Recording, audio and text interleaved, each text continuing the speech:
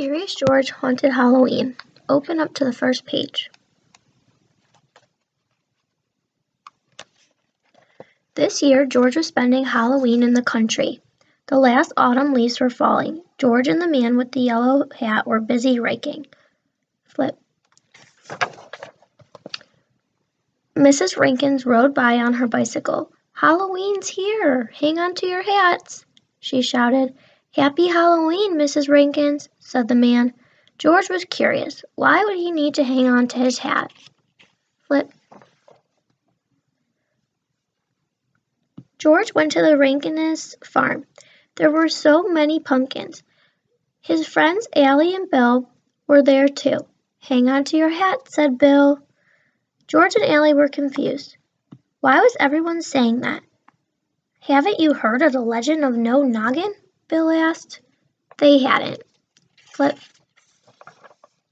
Then Bill told them the spooky story. A long time ago there was a scarecrow perched by Old Lonesome Tree. It had a big pumpkin for a head and a hat on the top. But one Halloween the pumpkin went missing. From then on, everybody called the scarecrow No Noggin because it had no head. Flip. No Noggin was angry. What good was a hat without a head? That's why every Halloween night, No Noggin shows up and kicks people's hats off. George was spooked. A headless scarecrow ghost? "Don't worry," said Bill. "Just make sure you hang on to your hat on Halloween." Flip.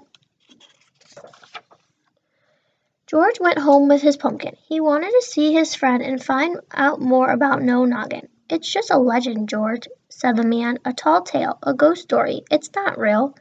But George wasn't so sure. Flip. George and his friend decided to carve a jack-o'-lantern. George tried to get his mind off ghosts, but he needed to know if No Noggin was real. The next night was Halloween. George and Allie were hiding near Old Lonesome Tree. They were going to catch No Noggin on camera. Flip. Suddenly they saw a shadow. Could it be No Noggin? George took a photo. But it was only Bill in his wizard costume. Then George and Allie had an idea. Bill could help catch No Noggin with his wizard hat. Flip.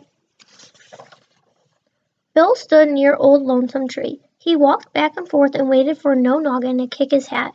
Suddenly Bill's hat flew off his head. George and Allie chased the moving hat into a cave. Flip.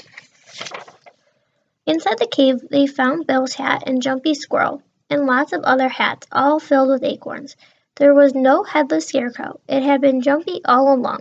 Jumpy and his squirrel friends had taken the hats to collect acorns. What? George and his friends had solved the mystery, and they even had proof to show everyone the truth behind the legend of No Noggin. Well, maybe after Halloween. Now it was time for George to put on his costume and join his friends for trick-or-treating. The end.